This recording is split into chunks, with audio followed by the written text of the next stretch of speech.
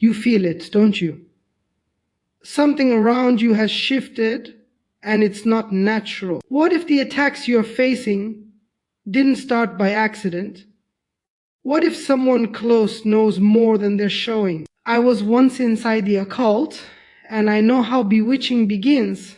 Tonight, what was hidden is about to be exposed. It never starts loud. That's how bewitching works. It begins quietly, subtly, almost politely. One day you wake up and something feels off. Not in your body. In your spirit, you pray, but the words feel blocked. You try to focus, but your mind resists. You were once spiritually sharp, now everything feels heavy. This is not normal fatigue. This is not stress. This is interference. When someone is bewitching you, the first target is your spiritual sensitivity. Because if they can dull your discernment, they can move without being detected. I know this because I once helped people do exactly that. In the occult world, we were taught one thing first. Never attack the body before you attack the spirit. Never confront directly. Always confused. You begin to feel spiritually disoriented. You second guess things you once knew clearly. You feel resistance toward prayer, scripture, or anything that strengthens you. And here's the shocking part. The resistance feels like it's coming from you. That's how deception works. You think you're losing interest. You think you're just tired. But something external is pressing against your inner fire. Bewitching creates spiritual static. It interrupts clarity. It creates inner noise. You try to worship, but distractions explode. You try to focus, but heaviness settles in your chest. You want to grow, but suddenly you feel stuck. That is not coincidence. That is not random. In occult practice, this stage is called dulling the lamp. The goal is to reduce your spiritual light without alerting you.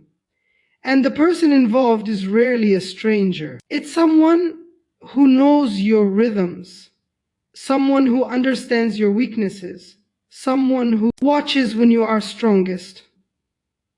That's why the attacks feel personal. You notice strange emotional shifts, irritation without reason, sudden sadness without cause, anger that doesn't match the situation. Your reactions feel exaggerated. Your peace feels stolen. And here is the revelation most people miss. Bewitching often amplifies what is already inside you. If you have fear, it magnifies fear. If you have doubt, it multiplies doubt. If you have past wounds, it presses on them. The goal is not to create new problems. The goal is to weaponize existing ones. You start withdrawing from people who once strengthened you. You feel drawn toward isolation. You cancel plans. You go silent. Isolation is not rest. Isolation is preparation. When you are alone, your thoughts grow louder. When you are alone, suggestions sink deeper.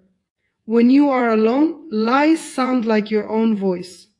This is why spiritual warfare always targets connection.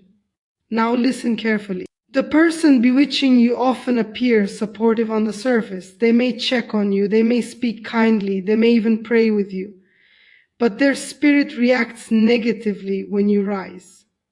When you succeed, something shifts. When you grow, tension appears. When you step into authority, discomfort surfaces. You may notice subtle competition, passive remarks. Energy changes when you share good news. In occult operations, envy is fuel. Jealousy is power. Unresolved resentment opens doors. And not everyone who smiles wants your elevation. Another key sign is disruption of your sleep, not just bad dreams, but repetitive, symbolic, emotionally draining dreams. Dreams where you are chased, dreams where you are trapped, dreams where familiar faces appear in strange ways. Dreams are spiritual meeting places. That's why attacks often happen there. You wake up tired even after rest. Your body slept, but your spirit was busy. This is not imagination. This is engagement. Now hear this warning clearly. If you ignore these early signs, the attack progresses. Confusion turns into discouragement. Discouragement turns into paralysis. But awareness breaks power. The moment you identify interference, you interrupt permission. Bewitching feeds on ignorance. It weakens when exposed. You are not crazy. You are not overthinking. You are sensing pressure because pressure exists. And here is the truth that shifts everything. If someone is trying to bewitch you, it's because you carry something valuable. No one attacks empty ground. No one targets powerless people. Your resistance is evidence of your threat. The enemy does not waste resources. If attention is on you, it means your destiny matters. But you must respond correctly. Do not confront emotionally. Do not accuse blindly. Do not react in the flesh. Spiritual attacks require spiritual responses. Strengthen your inner life. Clean your thought patterns. Guard your emotions. And most importantly, stay alert. Because once you recognize the disturbance, you are ready to see the source. This is where it gets uncomfortable. Because bewitching rarely comes from enemies you can see. It comes through access. In the occult, proximity is power. The closer someone is to you, the less effort is required to influence you. That's why attacks often move through familiar relationships, friends, relatives, colleagues, spiritual circles, people you trust. You start noticing something subtle. Conversations with a specific person leave you drained. Not angry, not sad, just empty. Your energy drops after interactions. Your clarity weakens. Your confidence fades. That is not emotional sensitivity. That is spiritual extraction. In bewitching operations, this is called emotional siphoning. The goal is to lower your strength without visible conflict. They don't argue with you. They don't openly oppose you. They influence you slowly. They question your decisions. They plant doubt disguised as concern. They speak wisdom that weakens your faith. Statements like, "Are you sure you should do that? Maybe you're rushing." Not everyone is meant for that level. It sounds reasonable. It feels caring. But afterward, you feel smaller. Bewitching doesn't shout. It whispers. Another sign appears in timing. This person always seems to reach out when you are about to make progress. Right before a breakthrough, they call. Right before a decision, they distract. Right before growth, they discourage. This is not coincidence. In the occult, timing is everything. Interference is most effective at transitional moments. Watch who appears when you are rising. Now listen carefully. The person may not even know they are being used. Not everyone operating under influence is consciously evil. But influence doesn't require awareness. It requires openness, unresolved bitterness, hidden jealousy, desire for control, need for relevance. These are gateways. You may notice their reactions change when you assert independence. When you say no, when you stop explaining yourself, when you move without permission, their tone shifts, their warmth cools, their support becomes conditional. That reaction reveals attachment to influence. Bewitching seeks control, not connection. Another strong indicator is repetitive disagreement with your spiritual direction.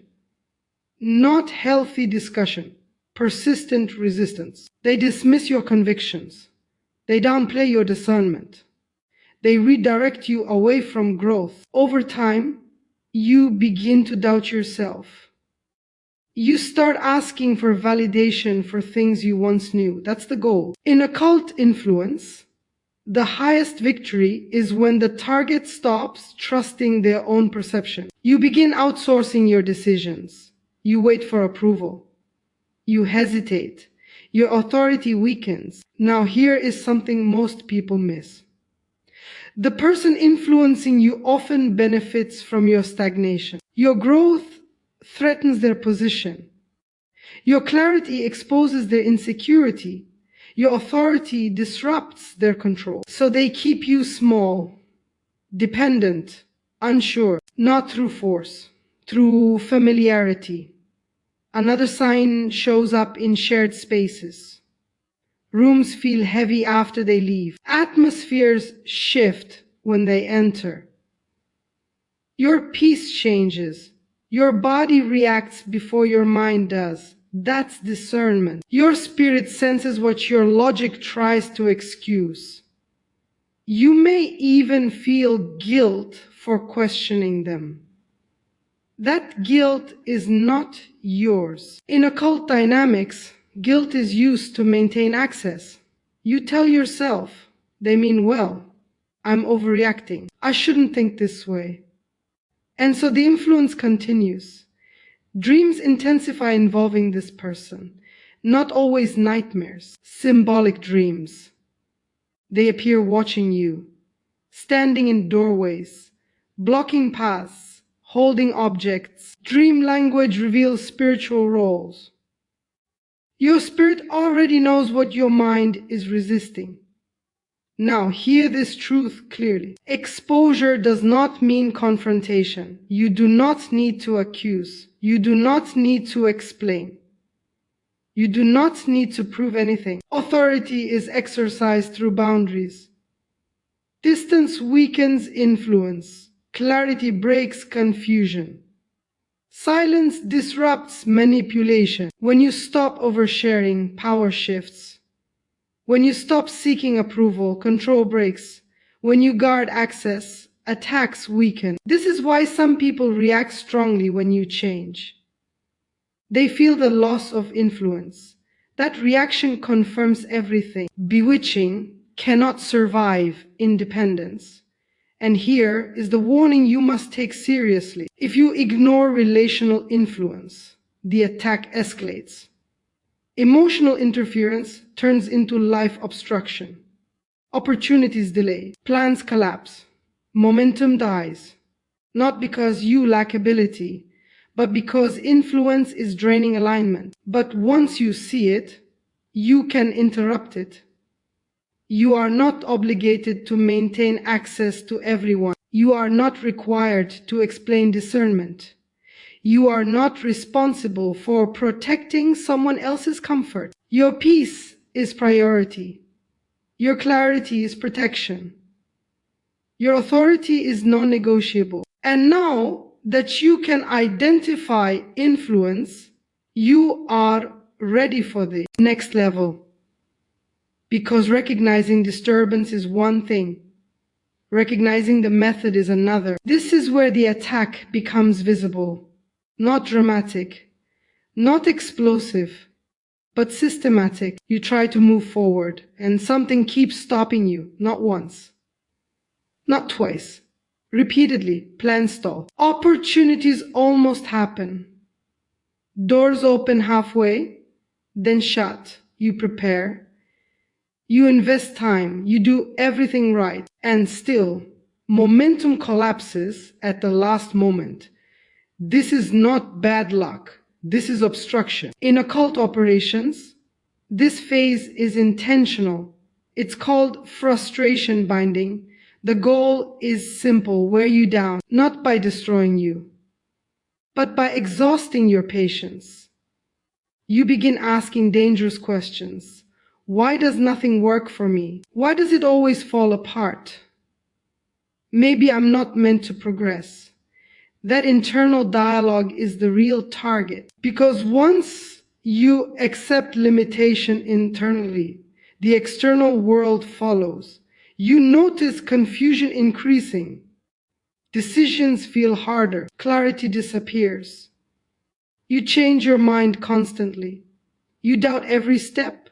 You hesitate at critical moments. Indecision becomes a pattern.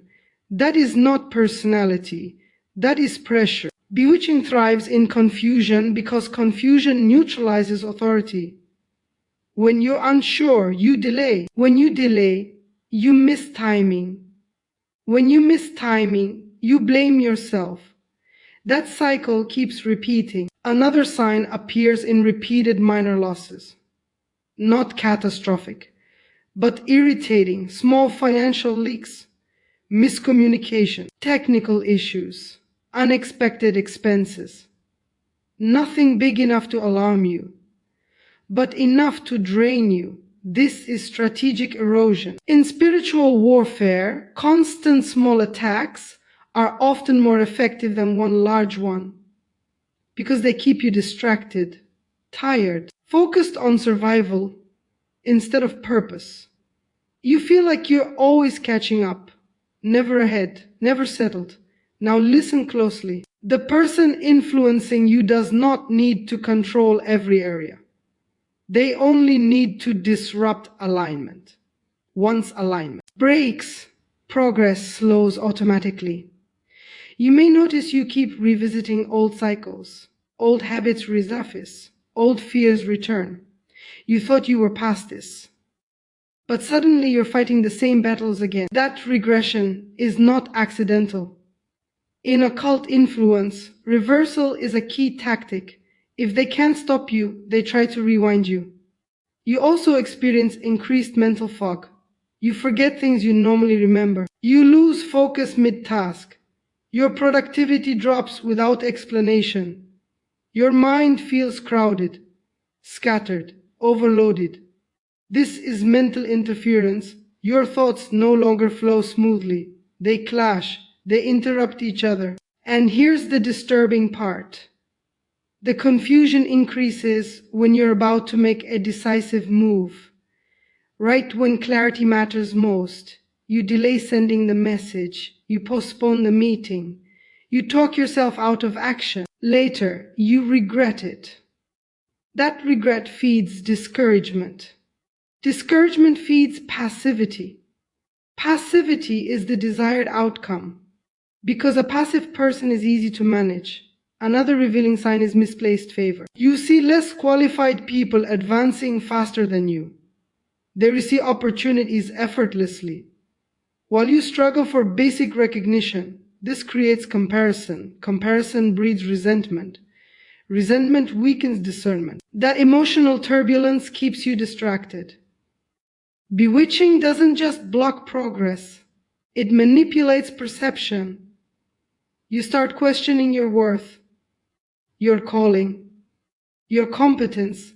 That self-doubt is not humility, it's sabotage. Now here is a crucial truth. If these patterns repeat across multiple areas of your life, it's not coincidence. One delay is normal. Consistent delay across different paths is interference. And the moment you recognize the pattern, power shifts, because patterns reveal intelligence behind the resistance. Something is studying your movement, responding to your steps, adjusting to your progress. That's not randomness. Now hear the warning. If frustration hardens into bitterness, the attack deepens. Bitterness opens more access. It clouds judgment. It isolates you further. That's why guarding your inner state is critical. Do not allow delays to redefine your identity. Do not allow confusion to rewrite your confidence. Delay is not denial. Resistance is not rejection. Often, resistance is confirmation that movement matters. You are not being blocked because you are weak. You are being blocked because you are advancing.